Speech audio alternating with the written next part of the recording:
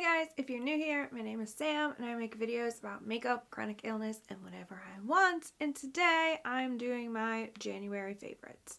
I didn't really have many favorites in December, so what I did have, I just added to this list. But December was busy for everyone, so we're just gonna roll them into one month.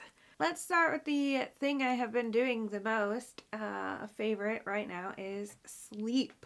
I've pretty much been sleeping more than I ever have, or at least have in a long time, since Christmas.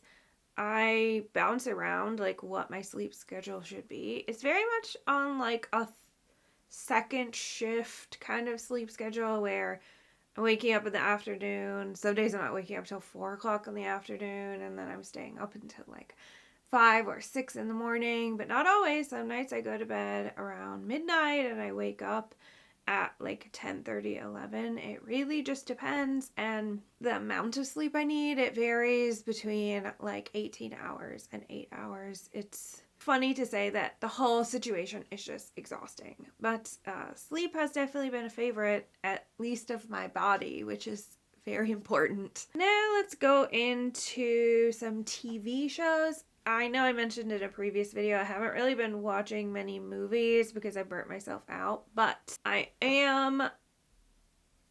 My concealer has creased so bad it makes me look like I haven't slept in 70 years. I'm going to get back into movies because I finally feel like my burnout lifting and a bunch of stuff is being added to streaming. So next month, hopefully there will be some movies listed, but the first show is The Outsider on HBO Max. I'm pretty sure at some point in a favorites video I listed the book The Outsider by Stephen King as a favorite, and they made it into a TV series. HBO tends to do really, really good TV. Now, I understand the first argument people would make is the last season of Game of Thrones. I don't watch Game of Thrones, it's just not my cup of tea, but I can understand how hard it is when a TV show ends and ruins the whole thing.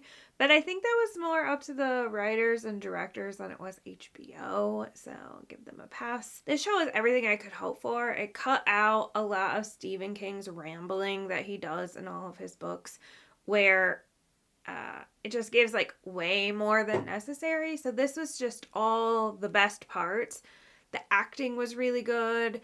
I also appreciated it that it was kind of more of a thriller than a horror. So if you're not into horror, like jump scares or like gory stuff, you could still watch this because the gore level was infrequent, and I would say it was on par with like a CSI or Criminal Minds, and there were no jump scares. There's not really like a monster, and what you do see that I guess could be considered monstrous is so far away you can't really...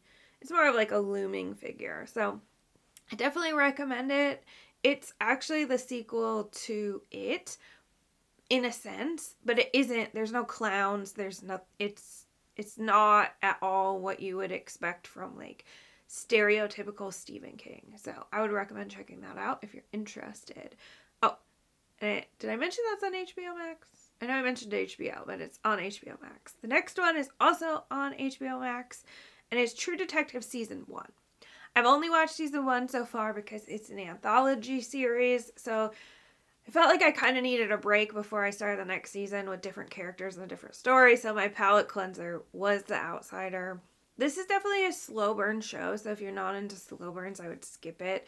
I guess you could consider it like boring if you're not into story building, but there's a lot of story building in this.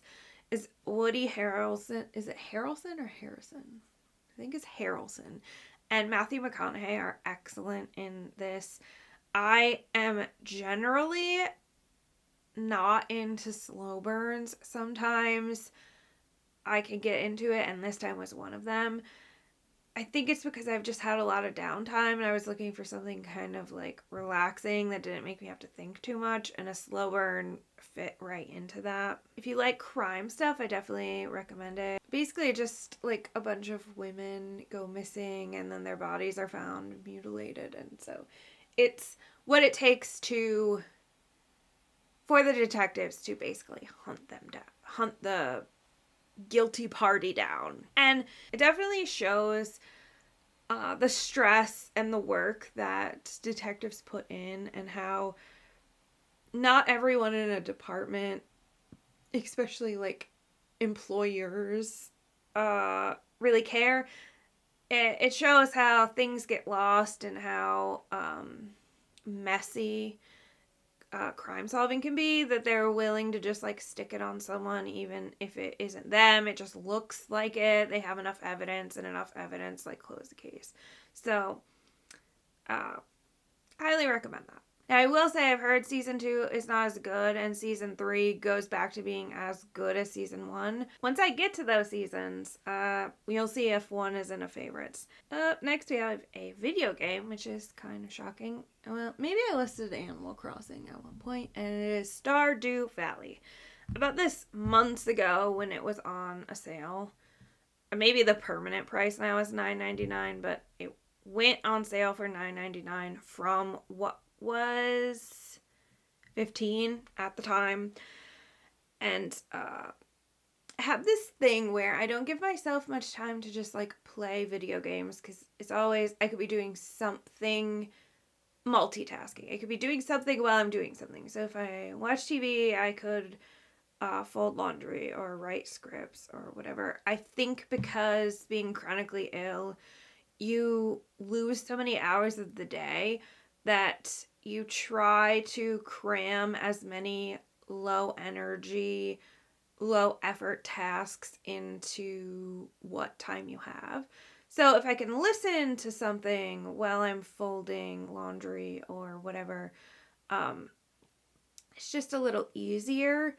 So when you're playing video games, you can't really multitask. You can't concentrate on what you're doing and listen, where folding laundry doesn't require too much concentration, you know?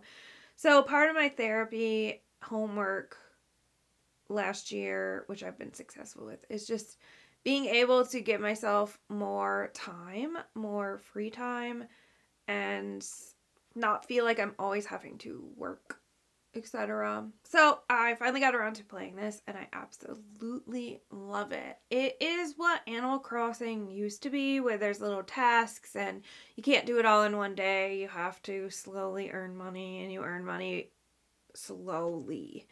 Where now Animal Crossing is definitely geared towards kids, and you can earn money quickly. Just keep fishing, just keep whatever. And sidebar, fishing in Stardew Valley is next to impossible. I don't know what's up with that. I like that it seems like you can never be done. You can never be finished. You always are gaining animals and buildings. And so it feels like it's a game that you can just keep going with. And that's something that I enjoy that Animal Crossing doesn't seem to have. I enjoy Animal Crossing and it is relaxing, but I don't feel like I'm really doing much, if that makes sense. Oh, I also have in my notes, the Stardew Valley kind of feels like a mixture of The Sims, Animal Crossing, and like Harvest Moon, kind of. It's like a 8-bit thing, so you might not like that. It takes a little getting used to, but it is pretty fun. Next up, we have some food. The first one was from a December's favorite, and is the Snyder's Honey Mustard and Onion Pretzels with the gluten-free ones. I used to get this flavor in like those pretzel thin things, and I loved them so much. And so when I saw that they made a kind and gluten-free, they're delicious. It's exactly the flavor that I remember loving, and so I like those as a snack. I don't get them too often because, I mean, gluten-free stuff is expensive, and then groceries are even more expensive than they were. But they're a nice treat if you like.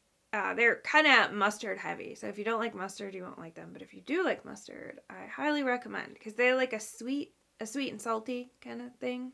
Next up is, I'm gonna put up pictures up here as I always do. They're called Ming's Bing's Cheeseburgers. So Eric had found these. It's just like a different thing for like lunches, and they happen to be gluten-free, which was cool. And I tried them, and the flavor reminds me a lot of White Castle, which I can't have and I miss. So that's really neat. I think they're also vegan.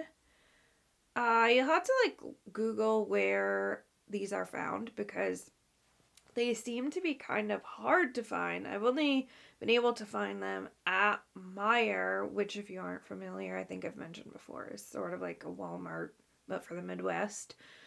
And it says Target has them and Kroger has them, but they've been out of stock, so I don't know if they're gonna get them back or what. Final food item is this TikTok hack to have like a high protein snack, and it's mixing peanut butter into vanilla yogurt. I think they might have used plain yogurt, but like I wanted sweetness.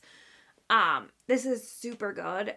I like to eat something high protein before I go to bed so I don't wake up like really hungry in the morning.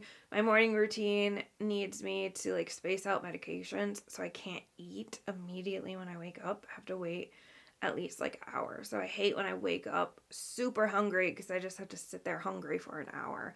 This helps me not feel like that when I wake up. And it's kind of like a nice dessert because I sprinkle a little granola in it. So you definitely get that sweet factor, but it's also high in protein. So it's like a double win. Let's move on to just this like random thing, and that is IKEA. We're in the process of like redecorating the whole house, which I will be filming. I will be filming, and there will be a few videos coming of that. So we've made a few IKEA trips, and I just love the quality and the price of IKEA. Unfortunately, like inflation has affected everything else, and the supply chain shortage has affected everything else. It has affected IKEA, so it's not as cheap as it used to be, and there are a lot of things that they only get small stock of, so they sell out quickly, but a lot of things restock, I would say, within 3 or 4 weeks, but you kind of have to jump on it fast. Now, they do offer delivery, and their shipping isn't horrible unless you are ordering like super heavy stuff. Then I would recommend doing delivery from the store if you live within the delivery range. But most of the house is IKEA. This wood thing is IKEA. The plants are IKEA. The candles are IKEA. The pots the plants are in are from IKEA. The lamp is not the lamp. These lights and plants are also from IKEA. This chair is from IKEA. Like the desk this is on is from IKEA. Lots of IKEA.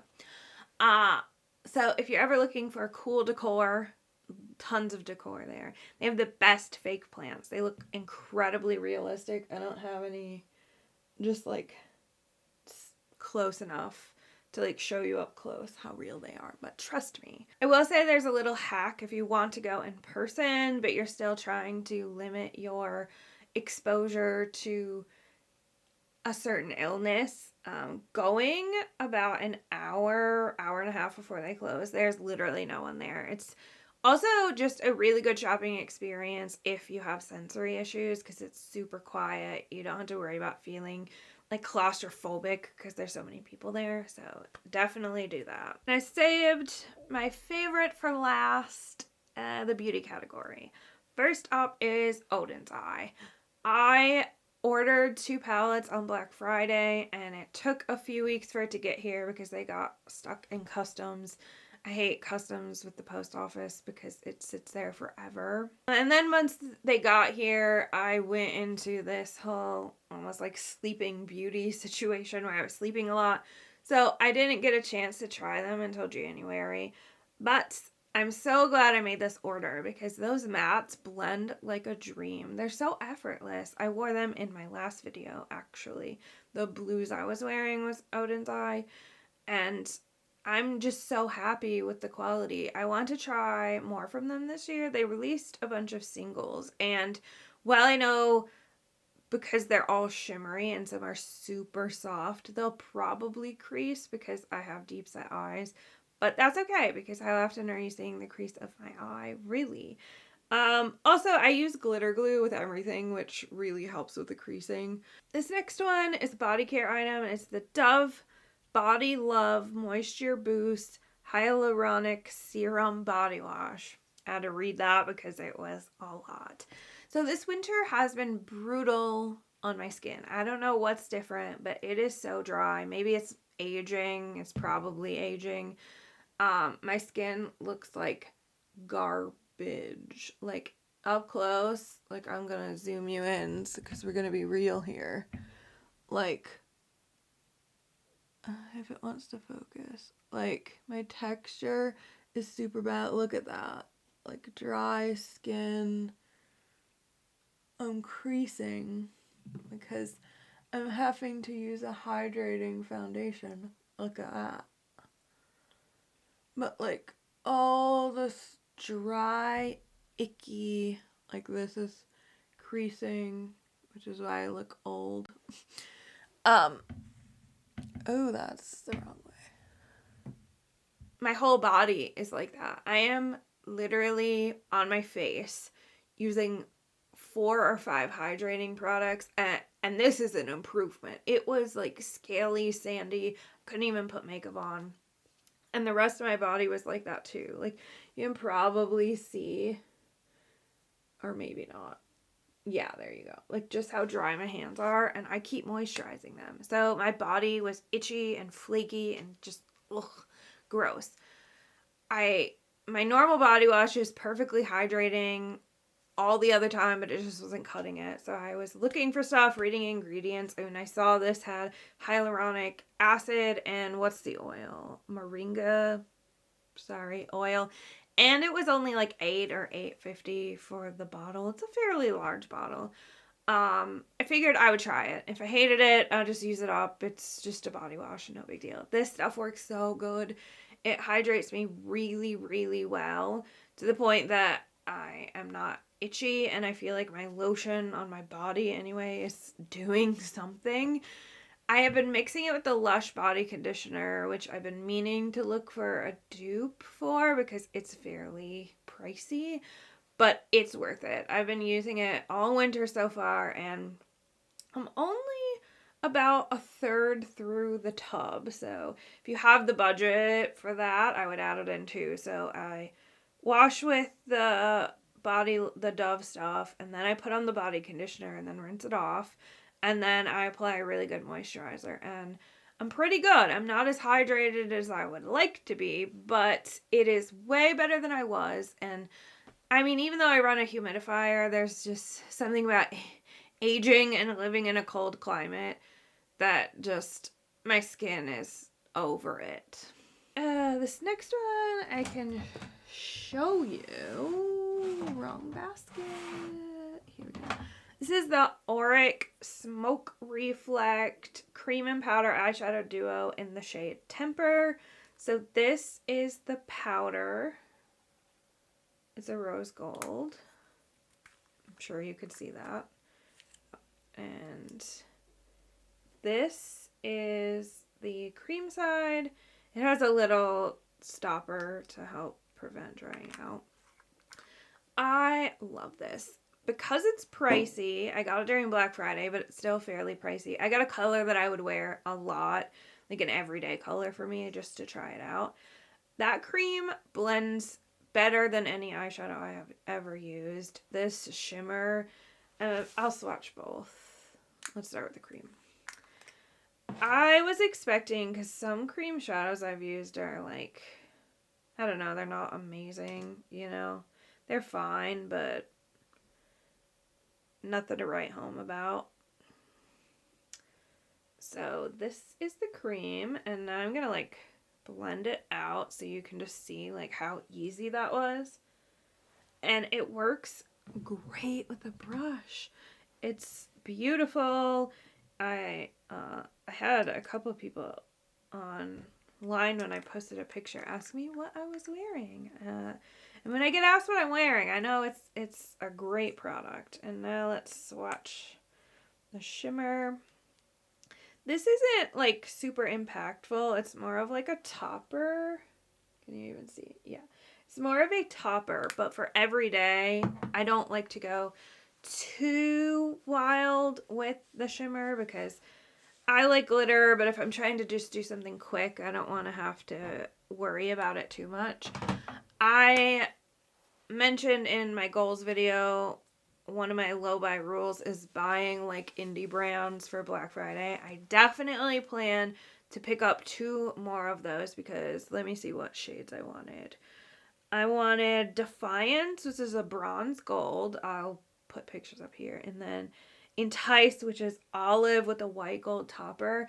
And I was super tempted by that one last year, but I wasn't sure if I liked the formula, and an olive green is not a color I would wear every day. So I didn't want to buy something that I might not use up.